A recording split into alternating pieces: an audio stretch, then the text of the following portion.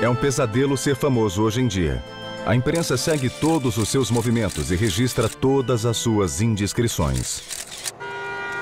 I did not have sexual relations with that woman. No passado, aqueles que nos governavam não tinham esse problema. Não precisavam se preocupar com fotógrafos ou jornalistas expondo seu comportamento lamentável e repugnante. Estavam a salvo das manchetes e colunas de fofocas. Isso até agora. Este programa dá à imprensa moderna a chance de limpar o pó que recobre os podres de algumas figuras históricas bastante famosas. Hoje saberemos mais sobre um rei louco, uma rainha maluca e um dos mais azarados monarcas da história. A vida privada dos poderosos, os monarcas europeus.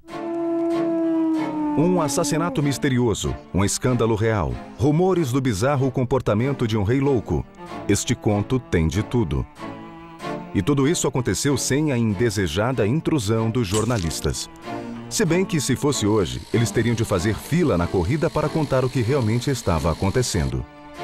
It's very hard now to know where you first find out about something. I mean, you could be in your car, you could be watching TV, you could be on the phone to a friend, you could be on your mobile, you could be on the internet.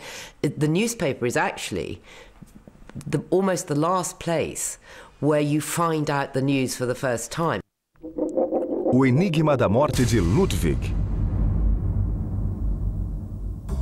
Como a imprensa teria adorado estar por perto na Bavária em junho de 1886. Foi nessa época, no terreno do Castelo de Berg, que o corpo de Ludwig II, rei da Bavária, foi descoberto. Até hoje, ninguém sabe como o rei morreu. Sobretudo porque nunca se fez uma autópsia. The royal family is very Catholic, so they don't believe in autopsies. And to this day, the coffin of King Ludwig is guarded by the Google Manor. This is a King Ludwig fan club. They are a bit dressed like the Ku Klux Klan, but of course there's no other similarity. And they are very protective of him, and they don't want anyone near the coffin. So we don't know. As circunstâncias que cercam a morte do rei levantam ainda mais suspeitas porque ele havia sido deposto em um golpe dramático apenas alguns dias antes. Além disso, os inimigos políticos do rei haviam declarado que ele era louco e o aprisionaram no Castelo de Berg sob guarda. Com ou sem imprensa, a misteriosa morte de Ludwig o transformou em uma figura glamurosa e heróica. Isso ainda acontece quando os famosos morrem jovens. If you want to become a hero, you have to die under tragic circumstances. You have to be beautiful like Kennedy, Diana, and Ludwig. Of course, at that time, he wasn't that beautiful anymore, but the myth about him is that he was this glamorous figure. And I think Ludwig has a lot in common with Diana. I mean, they both went out at night. They went out incognito. They did charitable things. There are lots of myths about Ludwig II. Os problemas de Ludwig na maturidade tinham origem em sua difícil relação com os pais, que praticamente fingiam que ele não existia. Na verdade, a situação era tão ruim entre Ludwig e a mãe que depois que ele se tornou rei, em março de 1864, passou a se referir a ela como a viúva de meu predecessor. A vida devia ser de fato muito confusa para o pobre Ludwig. Ele havia sido quase que completamente ignorado pelos pais. Mesmo assim, como rei, cercava-se de criados bajuladores que baixavam os olhos em sua presença e se dirigiam a ele como vossa realeza. Durante toda a vida, ele foi proibido de ter contato com qualquer pessoa que não fosse da aristocracia ou da família real. Mais velho, então, Ludwig desenvolveu um sentido de superioridade nada saudável. Era o bastante para virar a cabeça de um jovem, e de fato virou. His behavior was quite odd. Okay, he had these enormous outbursts. He was ordering servants around. He was hitting them. He had this brutal side to his character. I mean, that showed very early with his brother, for example. Poor Otto was gagged by him, and when he didn't show enough deference, he bossed him around. And okay, one could have said the man had quite a temper, but it wasn't just that. Ludwig é grande demais para as botas que usa? Surgiram sinais prematuros da fragilidade de seu estado mental. Ludwig sempre se retirava para um mundo de fantasia, de reis antigos, castelos de contos de fadas e cavaleiros heróicos das lendas teutônicas. Tratava-se de um mundo em que ele, Ludwig, reinava sem ser desafiado e sem ser questionado.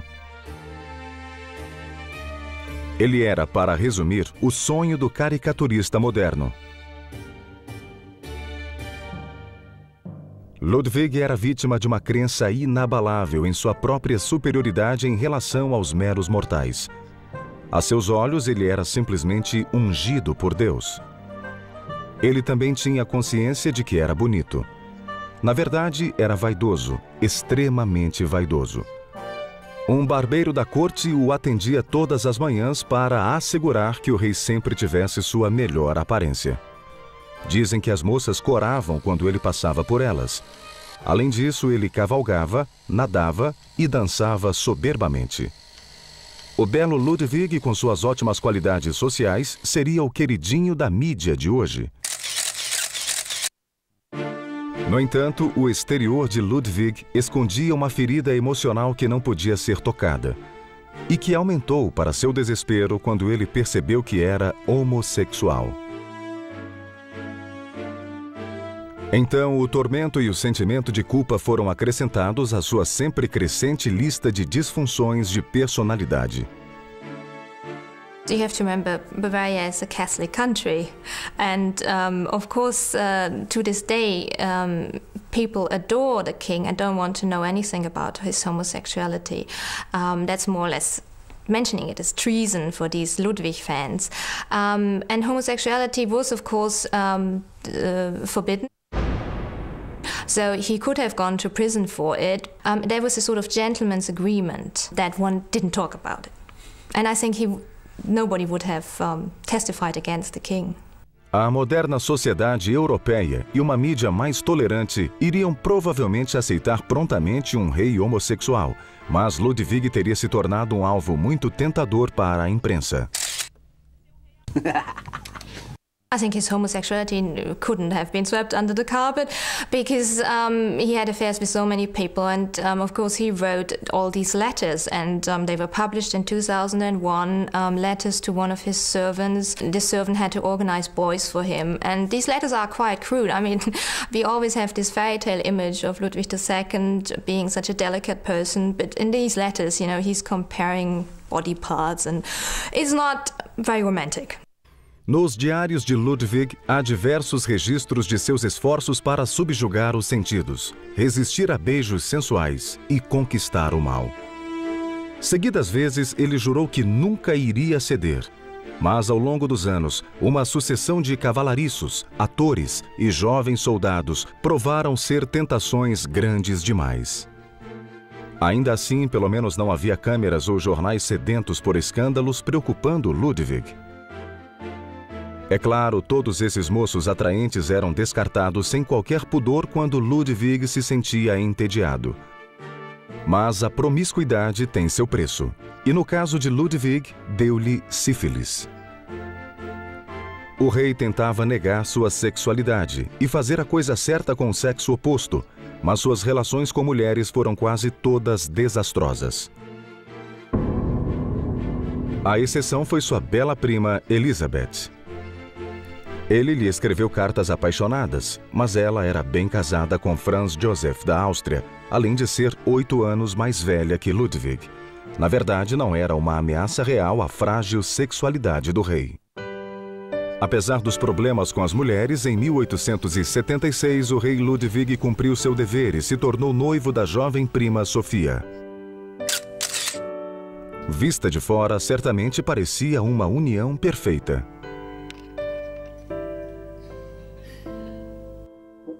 Ludwig vai casar? They seem such an ideal couple, two beautiful young people, both Bavarians. Even though that was political, there was a bit of a problem that she wasn't a match from a better royal family. They were on all the teacups already. It's a bit like the royal wedding. she was very popular with the people. And she had this terribly ambitious mother, Ludovica, who had married off one of her daughters to the King of Austria, another one to the King of Naples, and then one to Turner Taxis. So the family was pushing for it. Mas, infelizmente, não haveria casamento de conto de fadas ou final feliz para Sofia. O noivado foi cancelado. O motivo?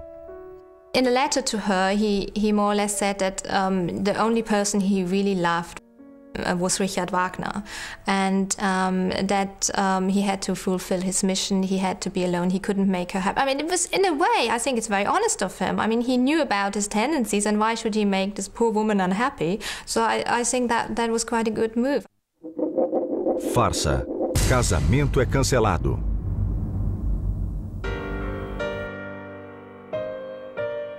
Então, Ludwig havia se apaixonado por Richard Wagner. Isso mesmo, o compositor.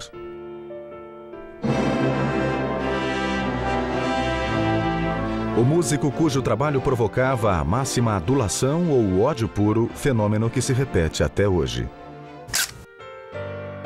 Na realidade, Ludwig se tornou o maior patrono de Wagner. Um excelente arranjo para o compositor que seguia alimentando o relacionamento por tudo o que o rei lhe proporcionava. E era bastante. No fim das contas, quase 1 milhão de guldens.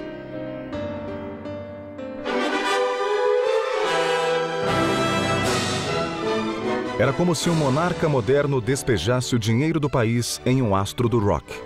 É difícil acreditar que Ludwig conseguiria se safar dessa se estivesse sob o escrutínio da mídia moderna.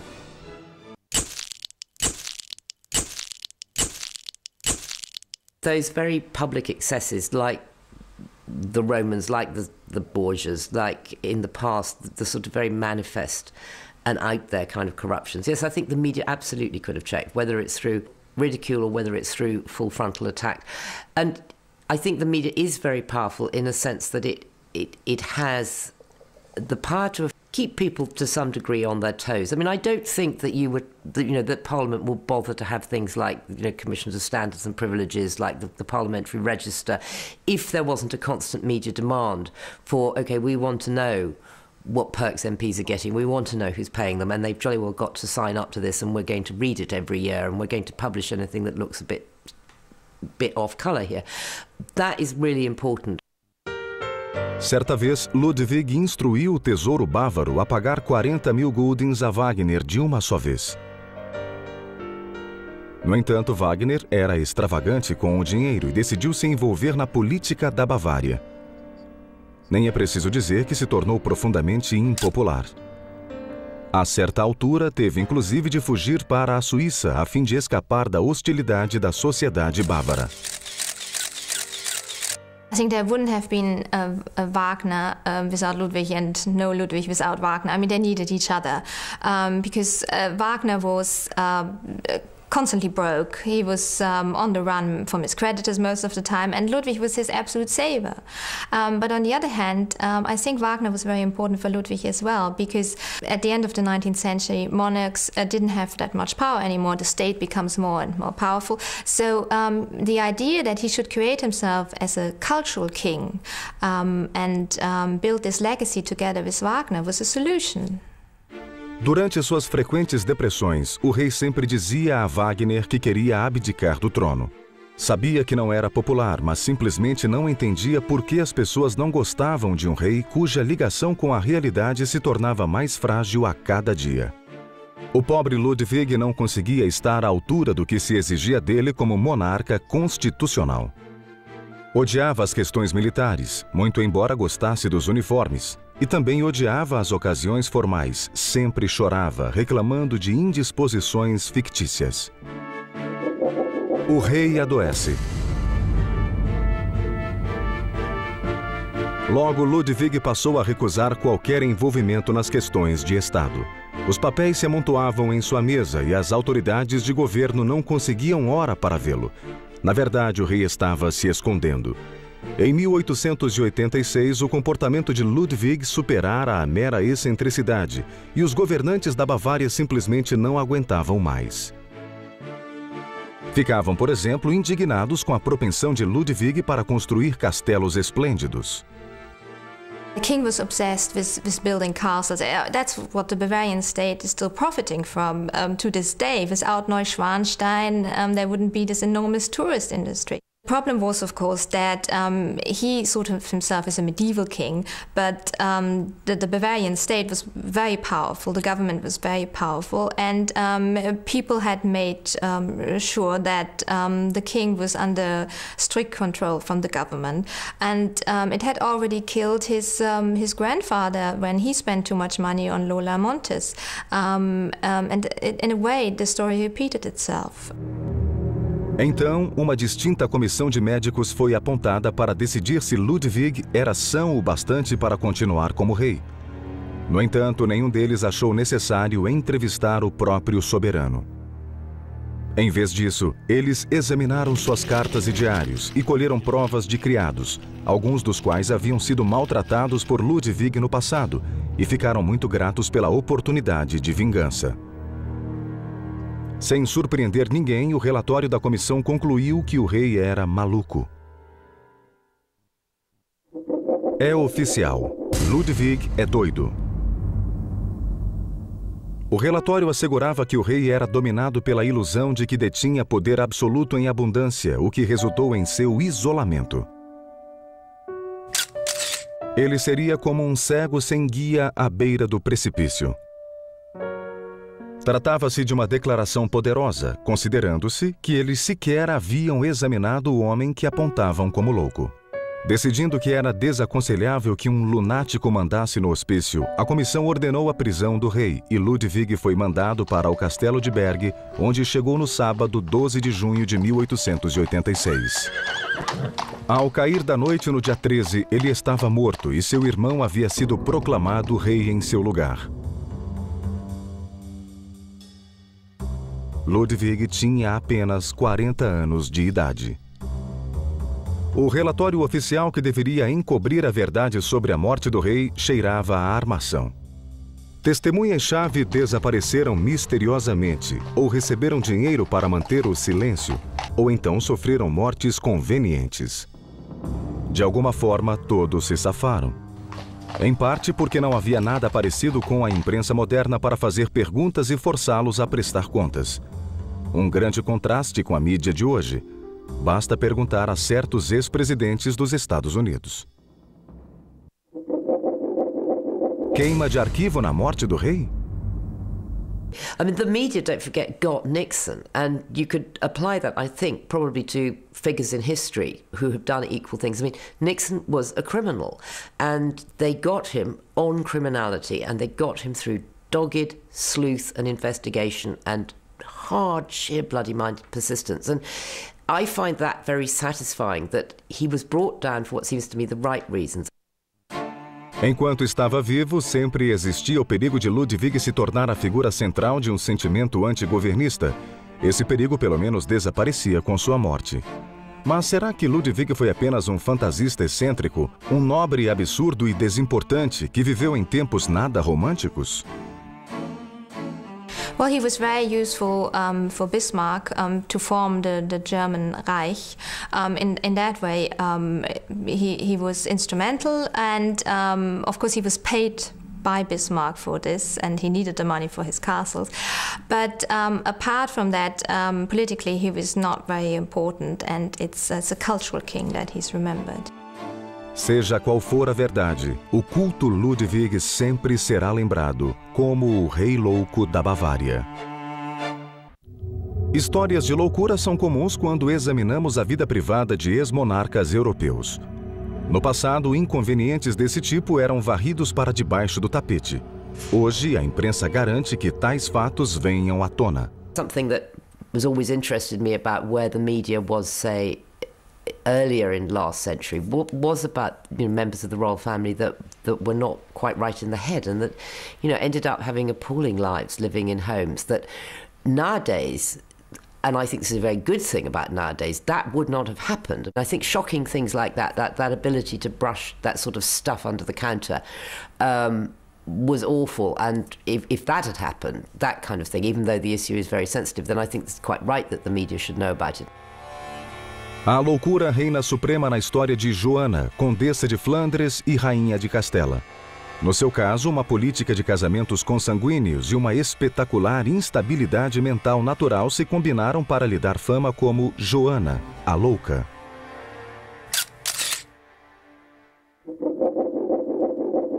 Princesa Doida. Os pais de Joana, os poderosos rei Fernando e rainha Isabela, eram apenas primos de segundo grau. Mas as casas de Aragão e Castela já haviam se casado entre si diversas vezes.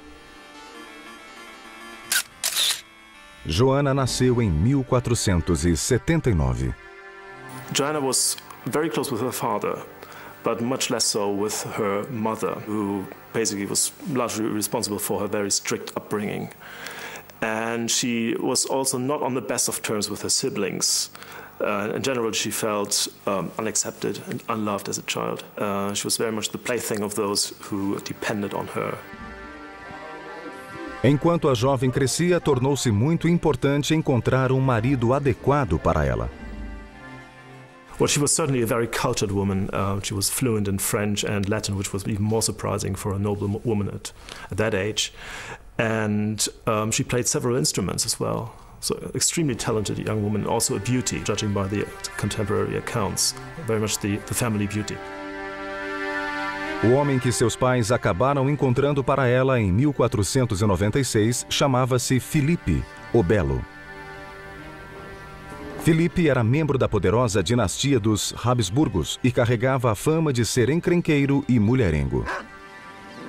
He was a natural athlete, very handsome, very energetic, very sociable, very generous, that's what his friends say, but also, one could say, not the sharpest tool in the royal shed. É claro que Fernando e Isabela viam a união de Joana e Filipe apenas como uma aliança política. Cogitar de amor era provavelmente a última coisa com que se ocupavam. Mas, no fim das contas, quando o jovem casal se conheceu na véspera do casamento, eles simplesmente não conseguiram tirar as mãos um do outro. Muito antes da cerimônia oficial, ao que parece, o casamento já havia sido totalmente consumado. Um Filipe para Joana. Esta acabaria sendo a época mais feliz da problemática vida de Joana. Ela era rainha, tinha um marido que adorava e em poucos meses engravidou.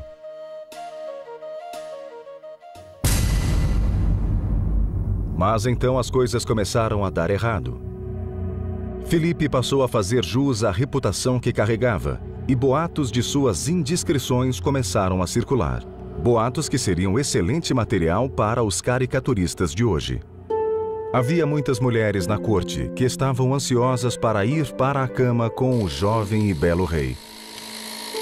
E Filipe não via motivo para desapontá-las simplesmente por ser casado. Não foi surpresa que Joana tivesse ficado furiosa quando descobriu, explodindo em terríveis crises de ciúme. No início, Filipe deve ter considerado excitante as demonstrações de paixão da rainha. Ele só conhecia uma forma de compensá-la, e assim o fazia.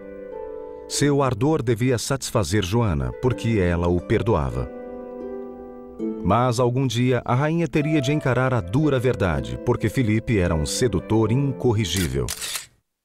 Talvez hoje estejamos um pouco cansados da obsessão da mídia pela vida sexual dos ricos e famosos. Estranhos eventos no Salão Oval norte-americano, príncipes britânicos com amantes de longa data. Talvez os jornais tivessem deixado Filipe e Joana em paz. And actually, I think that, quite honestly, with Prince Charles and Camilla, had we not had that wacko tape, I think people wouldn't really have done that much speculation about them as well. I think they'd have just been left as this rather sort of odd couple who kind of got on with each other. Ou talvez a imprensa simplesmente não fosse capaz de resistir. Filipe ataca novamente.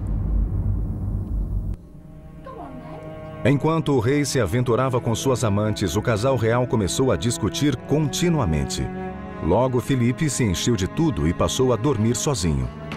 Às vezes, podia-se ouvir Joana aos prantos, gritando e batendo na parede de seu quarto. Em algumas ocasiões, ela chegou a desmaiar. As notícias do comportamento da filha acabaram chegando aos ouvidos de Fernando e Isabela, que começaram a suspeitar que Joana era mentalmente instável demais para um dia herdar o trono espanhol. Infelizmente, foi exatamente isso o que aconteceu. In 1498, Joanna's older sister Isabella had died, and within 2 years, less than 2 years, in the year 1500, her son Miguel died as well. So there were no male heirs left to succeed to the throne. Na era moderna, Joana e Felipe nunca teriam sobrevivido ao escrutínio da mídia. Certamente fariam parte do grupo dos que foram derrubados por escândalos sexuais. Ou será que os tempos estão mudando? I always feel very ambivalent when people are brought down for sexual reasons, that at the end of the day, how much have they really hurt people? I mean, if we go to Clinton and Monica Lewinsky, okay, maybe Monica had a hard time, but at the end of the day, she knew what she was doing. And she probably will dine out on it forever. Em 1501, Fernando e Isabela tentaram melhorar a situação, pedindo que a filha e o genro viessem morar com eles por algum tempo. Não deu muito certo. Fernando ficou feliz por ver a filha de volta ao seio da família, mas Isabela, uma mulher altamente devota com grandes expectativas para os filhos, tratava Joana com desprezo e frieza. Quando a pobre coitada precisava de compaixão, de um pouco de carinho, tudo o que recebia era o desdém da mãe. O cenário não ajudou muito seu frágil estado mental. Enquanto isso, Felipe estava absolutamente entediado com a vida na corte espanhola, todas as formalidades e os deveres cerimoniais. E pior, os espanhóis protegiam demais as suas mulheres. Não era vida para um rei playboy, não havia ninguém, além de sua esposa mal-humorada com quem dividir a cama. E após já ter lhe dado um filho e 2 filhas, Joana logo engravidou novamente. Era a gota d'água. Felipe voltou correndo para Flandres, deixando a esposa nas mãos das parteiras. Joana ficou furiosa, acusando-o de querer voltar só para visitar suas amantes favoritas, o que era de fato verdade. O episódio perturbou Joana ainda mais. Então a gentil rainha Isabela decidiu trancafiar a filha maluca no castelo de La Motta durante o restante da gravidez. Supostamente para seu próprio bem. Joana deu à luz um filho, mas seu estado mental se deteriorou rapidamente. Os criados se aproximavam dela temendo pela própria vida. Os padres enviados para ajudá-la eram tratados com violência. O que será que os jornais de hoje teriam feito de tudo isso? I think she would have encountered problems very similar to those encountered by many celebrities or royalty today, in the sense that she would have had a real problem. She would have had real difficulty in portraying herself as the person that she really was. I think the media would have loved this image of her as a mad, deranged queen roaming the countryside. The media would have picked up on the mad side, and she would have had huge problems coping with that. Oi, over here, over here!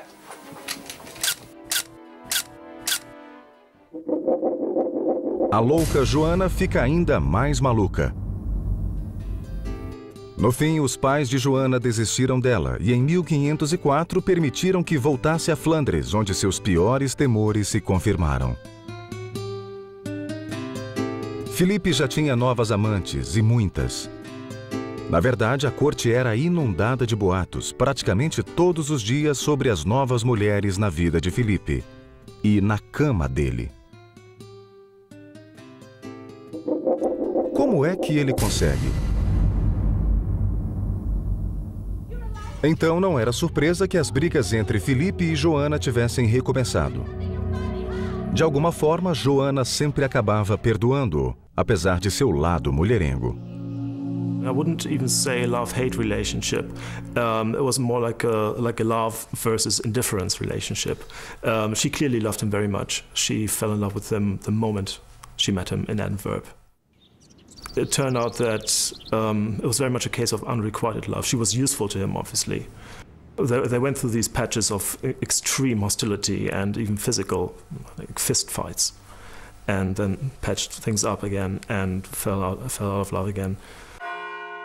Em novembro de 1504, a rainha Isabela morreu. E Joana se tornou a soberana dos reinos espanhóis, muito embora todos concordassem que ela não era capaz de governar. Então, Filipe foi chamado para ocupar o lugar de Joana, dividindo o poder com o rei Fernando. Mas em setembro de 1506, Filipe de repente contraiu uma febre. Joana, que estava grávida de novo, cuidou dele dia e noite, nunca deixando de estar a seu lado. Mas seus cuidados não foram suficientes para salvá-lo. Seu estado piorou rapidamente e em 25 de setembro ele morreu com apenas 28 anos. A morte de Filipe conduziu Joana à insanidade completa. Ela foi tomada pela dor e no começo não conseguia se distanciar do cadáver de Filipe. A rainha louca o visitava todas as noites e se jogava aos prantos sobre o corpo.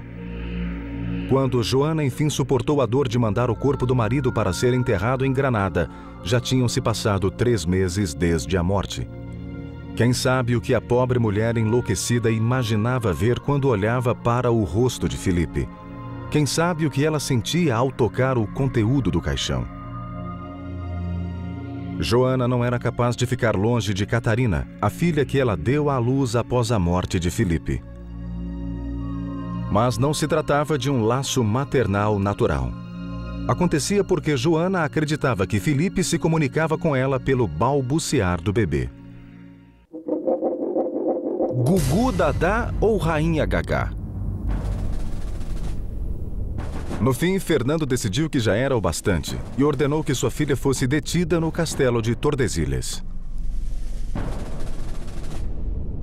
What we do know for sure is that there was this myth of her being mad, and that was a very convenient myth to be used by those whose own power depended on her being in prison. So she was emotional, yes, and she was maybe even hysterical, but whether she was clinically mad for a long, extended period of time is very, very uncertain. Em um cruel capítulo final de sua vida, o pesadelo solitário de Joana no castelo ainda se estendeu por mais 46 anos. Ela existia mais do que vivia, em um universo muito particular de profunda melancolia, completamente apartada do mundo exterior, distante do público e fora de si. Her son, who kept her in prison for over 40 years, was in correspondence with her guard, the guy who looked after her in jail. And if you look at their correspondence, there's not much in it that suggests that she was mad. I mean, being imprisoned in a windowless room for over 4 decades would be enough to make any of us, shall we say, a bit upset. Se o destino de Joana era sobreviver a anos de dor e loucura, ela deve certamente ter acreditado que um dia voltaria para os braços do belo marido que, apesar de tudo, ela amara tão profundamente. Em 12 de abril de 1555, sua longa espera acabou. Se a imprensa de tabloides estivesse por perto na Espanha do século XVII, teria de lidar com um príncipe que era uma catástrofe genética. Carlos II foi o último dos reis Habsburgos espanhóis e ficou conhecido como El Hechizado, ou o Amaldiçoado. A crença popular era a de que apenas um feitiço poderia ter lançado tamanha infelicidade física sobre Carlos. Visual de mágica trágica.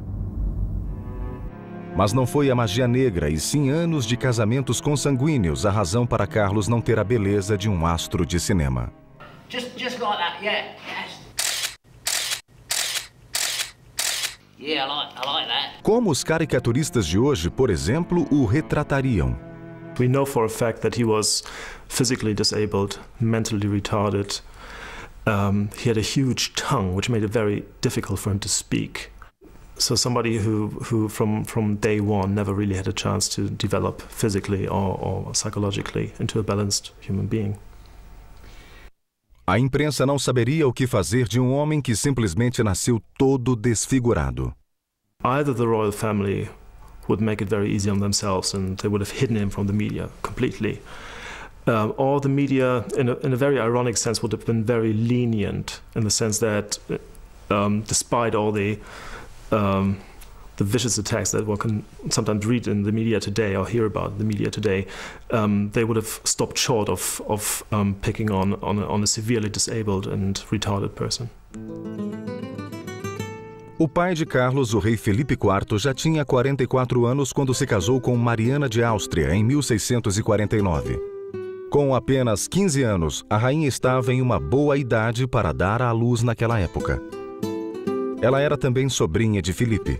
Naturalmente, ele não deixou que isso o detivesse e o casal teve 5 filhos. Mas o único que sobreviveu à infância foi Carlos, que nasceu em novembro de 1661, para a grande alegria do povo espanhol. Um bebê real. Que felicidade! Infelizmente, o velho rei viveu por apenas mais 4 anos e quando ele morreu, Mariana foi nomeada regente até que o fraco e doente Carlos chegasse aos 14 anos e pudesse assumir o império. A imprensa de hoje, que gosta tanto de acompanhar o crescimento de pessoas poderosas, viveria certamente um frenesi. It's quite obvious that her husband did not really trust her to run this huge and complex empire that Spain was developing into at the time. She was certainly a formidable woman, but also politically very inexperienced. Nos termos do testamento de Filipe, Mariana deveria dividir o poder com uma junta de governo composta de nobres e representantes da igreja. Mas ela achou que isso não daria certo. Então promoveu o amigo Nithard, um jesuíta austríaco que também era seu confessor, à posição de inquisidor-geral. Na realidade, ele se tornou o primeiro-ministro dela. He was a friend and a confidant. They had known each other for many years, and he moved to the Spanish court with her from Vienna. So he was by her side from day one, which made him very valuable to her. Os jornais de hoje não dariam sossego a ela. Será que uma imprensa livre e poderosa teria feito a diferença?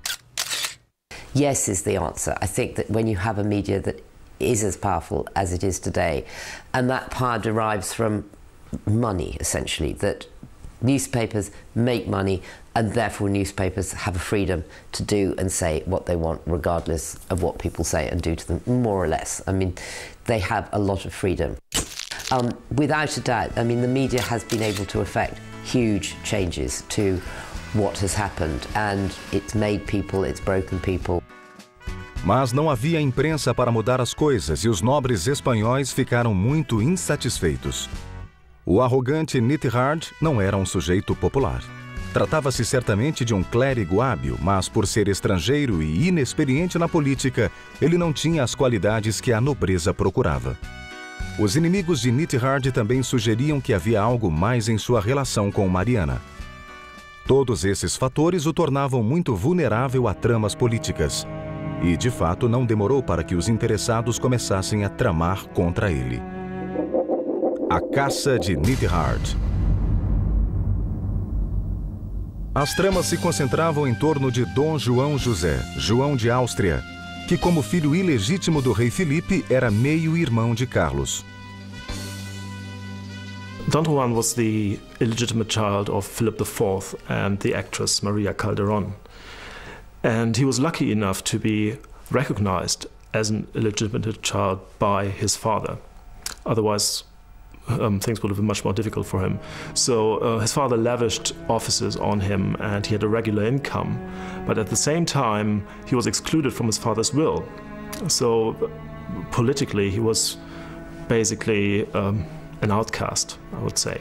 And throughout his life, he was always very aware of his second-class status at court. He was never fully accepted into the royal family. That made him a very ambitious and potentially very dangerous man. 1668 and 1669, he started a vicious propaganda campaign against Neidhart from Aragon, where he was staying at the time. But really, problems started much earlier. He never really got on with Neidhart, and he never trusted him. So the stage was set for a disaster from day one. And then in early 1669, he made his move against Neidhart with a couple of hundred mercenaries.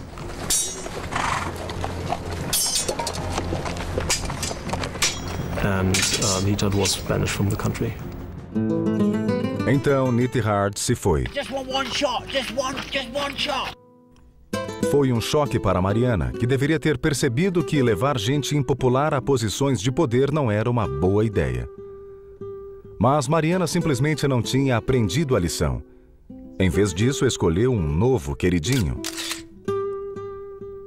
Fernando Valenzuela, o belo filho de um obscuro oficial do exército a quem ela confiou diversas tarefas. Os caricaturistas teriam adorado. Novo queridinho, velha história. Valenzuela era, na verdade, casado com uma das damas de honra da rainha, mas isso não o impediu de ter relações íntimas com Mariana. Então, assim como acontecera anteriormente, o amante da rainha era também seu primeiro-ministro. Mais uma vez, os nobres indignados tramaram e, mais uma vez, em 1675, Dom João foi chamado para marchar até Madrid. A ameaça foi o bastante para fazer Mariana pensar melhor. Ela prometeu se livrar de Valenzuela e, por fim, a poeira baixou. Enquanto isso, Carlos já tinha idade para ascender ao trono e governar por direito.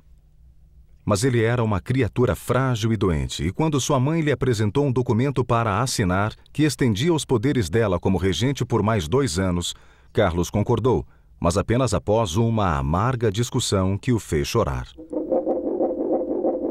Bate-boca real. Em 1677, no entanto, a situação havia mudado novamente.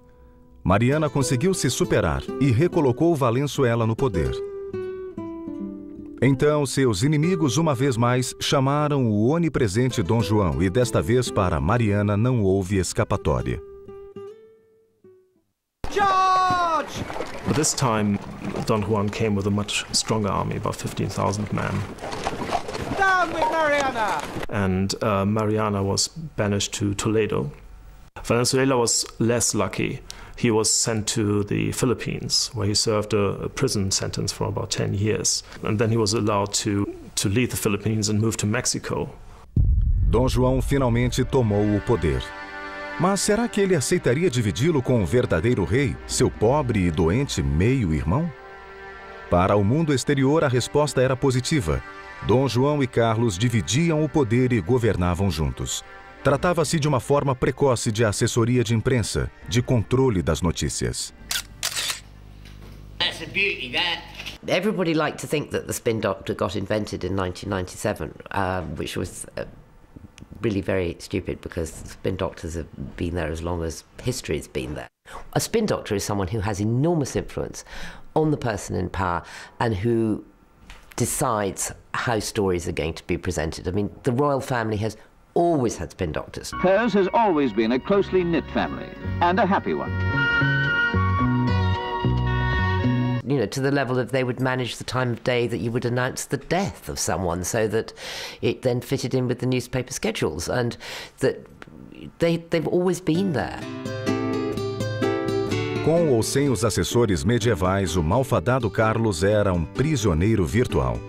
Todos os seus movimentos eram observados, cada uma de suas aparições públicas era rigorosamente controlada, cada audiência dele era supervisionada de perto, cada carta que ditava era aberta e examinada.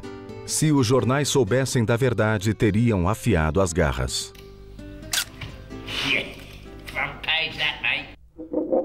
Príncipe Marionete.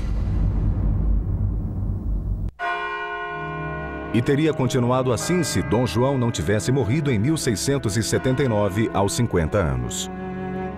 Carlos era finalmente o rei. Mas ele praticamente não participava do governo e, na verdade, não se sentia inclinado a fazê-lo. Em um relatório elaborado para o Papa alguns anos mais tarde, o enviado papal na Espanha escreveu: "Ele é tão fraco de corpo quanto de mente. De vez em quando dá sinais de inteligência e vivacidade, mas normalmente mostra-se devagar e indiferente, tórpido e indolente. Pode-se fazer com ele o que se quiser, porque ele não tem vontade própria." Mas o que Carlos precisava fazer era produzir um herdeiro. Então, em 1679, o mesmo ano da morte de Dom João, ele se casou com Maria Luísa de Orleans, sobrinha de Luís XIV da França. Bem, o que ela achava do marido fisicamente repulsivo ninguém é capaz de dizer. Alguém lhe pediu que se deitasse e pensasse em qualquer coisa, mas cuidasse de produzir um herdeiro homem para o trono espanhol. Infelizmente, apesar de seus esforços, Carlos não conseguia engravidar a esposa. Em 1689, Maria Luísa morreu tragicamente em um acidente de cavalo. Mas em 3 meses, Carlos já estava casado novamente. Desta vez, a mudança não foi positiva. O resultado, ou a falta dele, foi o mesmo. Carlos ainda não tem herdeiros. O debilitado Carlos passou a acreditar que era amaldiçoado, possuído por espíritos maus. Então, confessores, exorcistas e todos os artifícios à disposição da igreja foram empregados para livrá-lo do demônio. É claro, de nada adiantou. Os anos passavam e um novo século se aproximava. Já aos 30 anos, Carlos era um idoso prematuro, coxo, surdo, desdentado e praticamente cego. Além de tudo, ele começou a se distanciar cada vez mais da realidade. "Muitos me dizem que sou amaldiçoado e eu acredito, tais são as coisas que experimento e sofro", disse o rei. De certo, é difícil imaginar uma criatura mais triste e trágica. Well, Charles II died after a lifetime of physical and mental decay, really. And his reign was a very, very difficult time for Spain indeed. We had a stagnant economy, widespread famines, and Spain was well on its way towards losing its world power status. So it was a very difficult time for Spain indeed. And again, he never really had a chance from day one. The odds were against him. Severely handicapped, mentally unstable, disabled, retarded. There was no chance for him.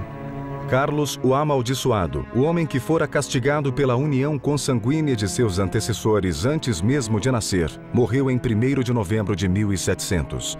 O último e exausto suspiro da degenerada dinastia Habsburgo na Espanha.